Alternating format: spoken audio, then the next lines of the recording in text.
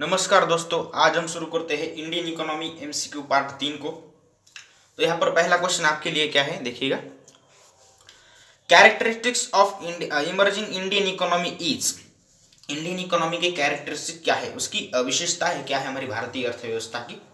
Low per capita income, high rate of population growth, under utilisation of human resources, all of the above. So D is our all of the above. हमारी Indian economy का हमारा जो पर capita income है वो कम है, high rate है हमारी पॉपुलेशन का, मतलब हमारी जो पॉपुलेशन है इंडिया की वो बढ़ती जाती है, और under utilisation of the human resources इस तरीके से। तो क्वेश्चन नंबर 2 देखिएगा। Agriculture is a backbone of the Indian economy.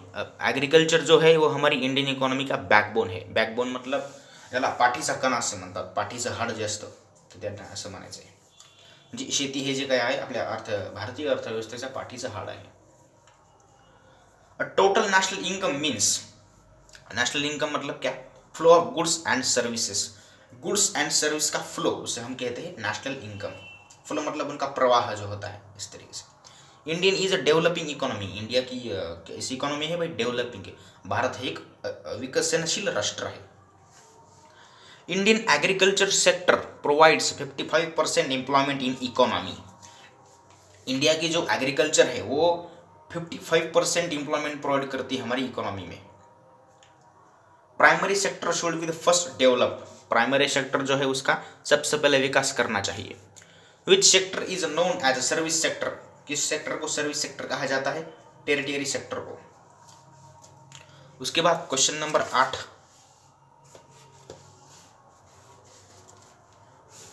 In India people are unemployed because shortage of capital, yes, inadequate of infrastructural facilities, unskilled and uneducated, all of the above, D. Low productivity of Indian agriculture is due to, हमारी जो भारत की खेती जो जमीन है तो उसकी जो उत्पादकता है वो कम है. क्यों है भाई, dependence on nature, insufficient power supply, outdated production methods, all of the above, D. हमारे जो भारत के जो लोग हैं वो मतलब खेती है तो निसर्ग मतलब ये नेचर जो है उस पर निर्भर रहते हैं. इनसफिशियंट पावर सप्लाय है हमारे यहाँ पर, और आउटडेटेड प्रोडक्शन मेथड जो जुनी पुराणी ज्या काही पद्धती असतात उत्पादनाच्या त्यांचा वापर केला जातो, त्यामुळे आपल्या भारतीय शेतीची जी काही उत्पादकता आहे ती कमी आहे. Which schemes of government of India is to insure farmers against falls in farm price. So minimum support price means MSP. So MSP stands for minimum support price. Okay. Which industries depend on upon agriculture directly. मतलब कौन कौन सी वो industries है जो agriculture पर directly related होती है, directly depend होती है. Cotton and jute industries, sugar industries, textile industries, all of the above, D is our answer. उसके बाद क्वेश्चन नंबर 12 देखिएगा. NAFED means national agriculture cooperative marketing federation of the India limited, उसका long form है. उसके बाद question number 13. एक minute दिख रहा है क्या, question number 13. Okay. Which crops are purchase from farmers when they are below MSP. तो कौन कौन से वो परचेस करते हैं फार्मर्स, कौन कौन से प्रोडक्ट परचेस क्रॉप्स परचेस करते हैं, तो oil seeds, pulses, cotton, all of the above, इस तरीके से. उसके बाद क्वेश्चन नंबर ऑयल सीड्स तेलबिया, पल्सेस म्हणजे मोहरे आणि कॉटन म्हणजे तुम्हाला माहिती आहे की कापड जे असतं ते. त्यानंतर क्वेश्चन नंबर 14 बघा विद्यार्थी मित्रांनो. Which factors are responsible for small size of farm. The pressure of population, the law of inheritance, the decline of joint family, so all of the above, D is our correct answer. कौन कौन से factor responsible होते हैं small size के business को, small size firm के लिए. तो प्रेशर ऑफ पॉप्युलेशन होता है, लोकसंख्येचा दबाव असतो, low inheritance and the decline of joint family. Examples of infrastructure is. Infrastructure के एग्जाम्पल्स क्या क्या है. इंफ्रास्ट्रक्चर मतलब पायाभूत सुविधा, ट्रांसपोर्ट वाहतूक, बैंकिंग, एजुकेशन, शिक्षण, all of the above, D is our answer. Development of infrastructure required large investment. Development करना, किसका, इंफ्रास्ट्रक्चर का डेवलपमेंट करने के लिए उसका विकास करने के लिए बहुत बड़ी मात्रा में इन्वेस्टमेंट करनी पड़ती है। उसके बाद sources of energy are, energy के सोर्सेस कौन कौन से है भाई, तो देखो commercial energy, non commercial energy, तो both A and B is our answer. Okay, उसके बाद क्वेश्चन नंबर 18 देखिएगा, sources of commercial energy are. अब कमर्शियल एनर्जी के सोर्सेस कौन कौन से, coal, gas, oil and gas, electricity, so all of the above, D is our answer. Coal mining was first started in West Bengal, coal mining म्हणजे कोळशाचा कारखाना जो सर्वात पहिले पश्चिम बंगालमध्ये काय झाला, स्थापन करण्यात आला, सुरू करण्यात आला। ओके, उसके बाद question number 20, hydro electricity is a type of electricity which is generated from water.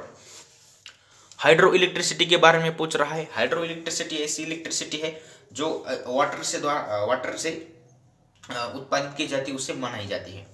Sources of non commercial energy are. अब नॉन कमर्शियल एनर्जी की सोर्सेस क्या क्या है, फ्यूल ऑयल, फ्यूल वूड, जळाऊ लाकूड जे असतं ते, agriculture wastes, animal dung, all of the above, so D is our answer. Then question number 22, Indian railway system has grown to larger in Asia.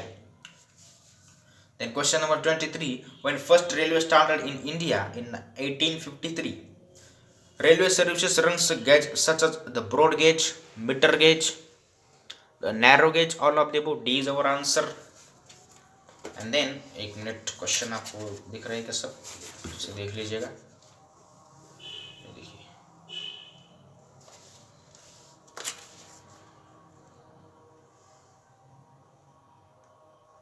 Then question number 25,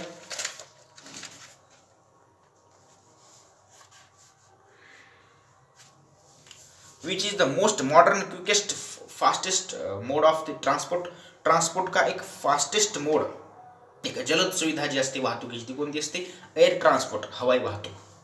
in which year parliament pass the air transport corporation act 1953।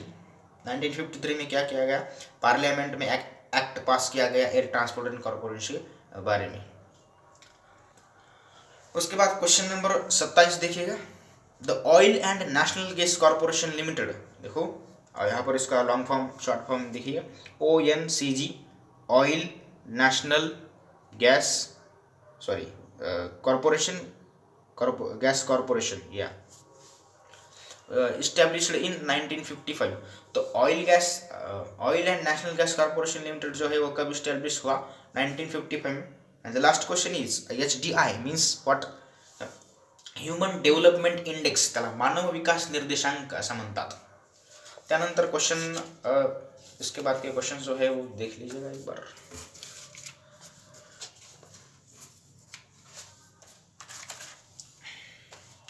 An underdeveloped economy is one which the underdeveloped economy वो है जिसमें per capita income is low, standard of living of people are low, so both A and B is our answer. उसके बाद according to the World Development Report 2011, economy have $995 or less are considered to be the underdeveloped economy. World development report 2011 के अनुसार जिस economy की जो क्या कह सकते हो आप, पूर्ण जो उसकी जो टोटल अमाउंट जो है, मतलब क्या कह सकते हो आप उसे डॉलर में, मतलब 995 से अगर कम है पूरी इकोनॉमी तो वो अंडर डेवलप्ड इकोनॉमी कही जाती है। उसके बाद क्वेश्चन नंबर 3 देखिएगा, and underdeveloped economy is that. अब अंडरडेवलप इकॉनॉमी, एक अविकसित अर्थव्यवस्था कशाला म्हणतात, which is characterized by with spirit poverty, low economic performance of the country as compare to the advance economies, and under utilisation of the production potential. तो इस तरीके से अंडर इकॉनॉमी की पहचाना जा सकता है जहाँ पर पॉवर्टी म्हणजे दरिद्रता, गरिबी असते ज्या देशामध्ये, low economic performance of the economy as compare to advance economies, दूसरे देशों की तुलना में वो बहुत पिछड़ा हुआ देश होता है, मतलब बहुत प्रोडक्शन लेवल सब कुछ, वो ट्रांसपोर्टेशन वो सब सिस्टम जो है इंफ्रास्ट्रक्चर वहाँ पर अच्छा नहीं होता उस देश का, तो ऐसे देश में जो इकोनॉमी हो अंडर डेवलप इकोनॉमी कही जाती है। उसके बाद देखिएगा क्वेश्चन, अब ये नई सीरीज शुरू है। The Indian economy is characterized by the predominance of the agriculture, predominance of industry, low per capita income, massive employment. So answer is A, C and D is our answer. The first largest economy in the world next to the USA is China. USA world की सबसे बड़ी क्या है economy है, और उसके बाद second कौन सी है, चाइना की। उसके बाद question number 3, which sector of economy has shown a remarkable expansion during the last decade? So tertiary sector.